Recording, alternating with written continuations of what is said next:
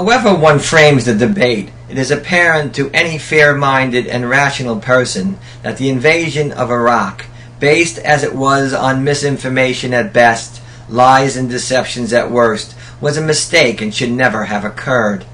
Certainly President Obama has made this claim on numerous occasions, as well as many who had previously supported and voted for the war. After having acknowledged this fact, however, President Obama and others would have us forget the past, as it serves, in their view, no practical purpose to rehash and moralize over things that cannot be undone. It will be the work of future historians, legal scholars, and philosophers, they argue, to untangle, interpret, and make judgments regarding the complex events and decisions that led to the invasion and characterized the occupation of Iraq. They warn that it is imperative at this crucial juncture that we deal with the matters at hand, that we act quickly and decisively in our national interest to ensure that our country remains safe, that our goals in Iraq and Afghanistan are achieved, and that our sacrifice in blood and treasure is not for naught. What President Obama and others who advocate such a position fail to appreciate is that we live in a nation that understands and accepts the importance of the Constitution and the rule of law, both moral and international.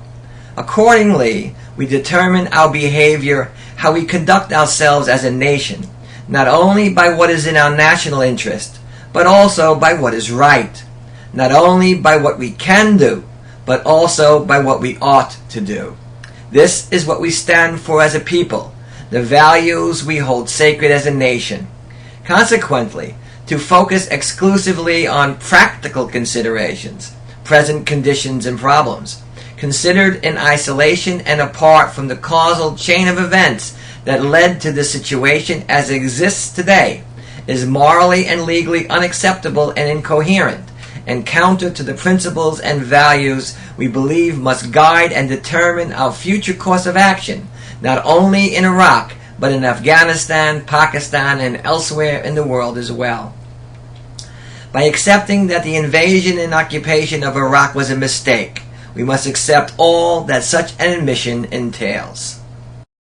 If the American people and the Congress had understood then that after devoting $1 trillion, which is what this thing optimistically will end up having cost, thousands of American lives, the creation of an environment in which Al-Qaeda in Iraq could operate because it didn't exist prior to our invasion, that we have increased terrorist recruitment around the world, that Iran has been strengthened, that bin Laden and Al-Qaeda are stronger than at any time since 2001, and that the process of Iraqi reconstruction and their standard of living would continue to be lower than it was pre-invasion. That if that had been the deal, I think most people would have said that's a bad deal.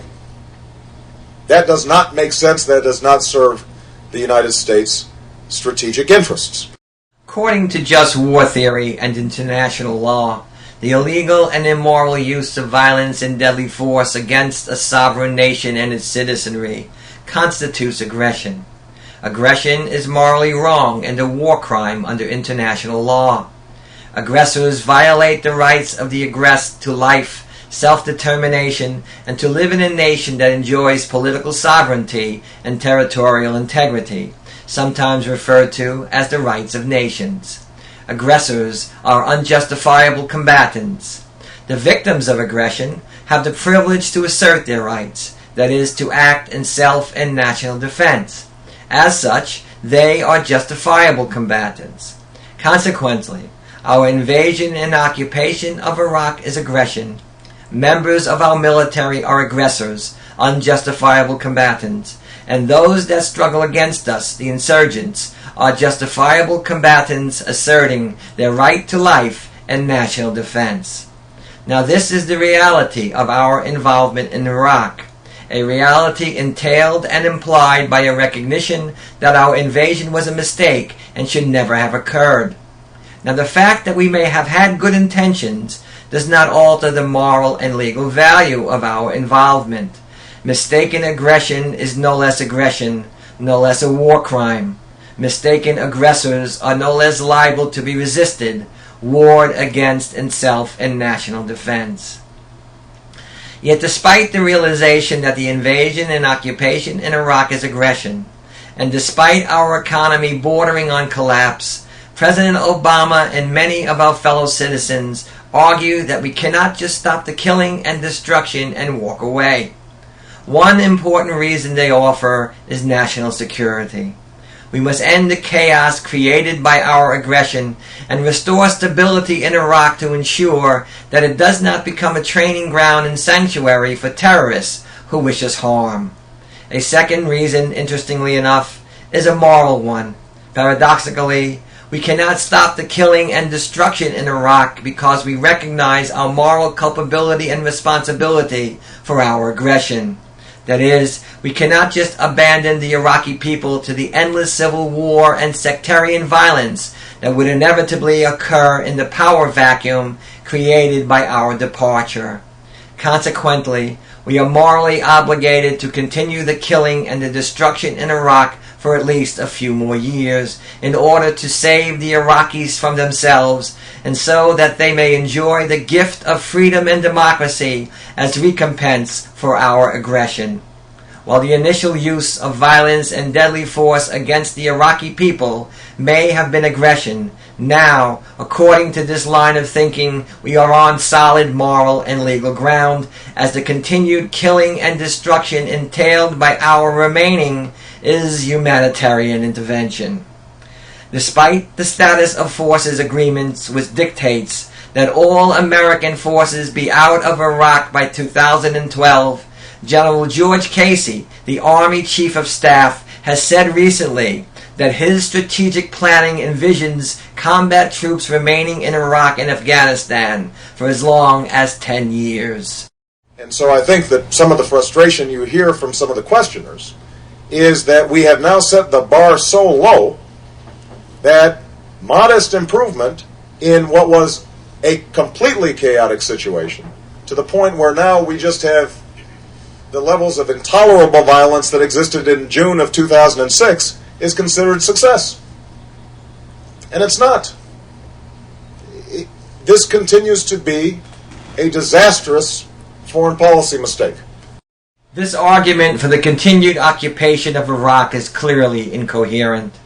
It is as though our political leaders have accepted that the American public is incapable of rational thought and will accept any reason and justification for war as long as it is presented as furthering our national interest and feeds our national ego regarding our benevolence and moral superiority in the world. It is time, therefore, long past time, that we show President Obama and the Congress that we will be duped no longer, that we are not a nation of sheep, and that we possess the ability to reason and think critically. It is time, therefore, long past time, that we accept the reality of what we have done and continue to do in Iraq, Afghanistan, Pakistan, and elsewhere in the world. We must stop the killing and destruction now, not later. We must understand that bringing stability to the region is not about escalating violence, increasing the number of troops, or dropping more and larger bombs.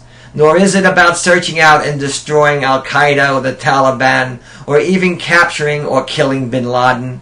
Rather, it is about inclusiveness, diplomacy, understanding, and dialogue.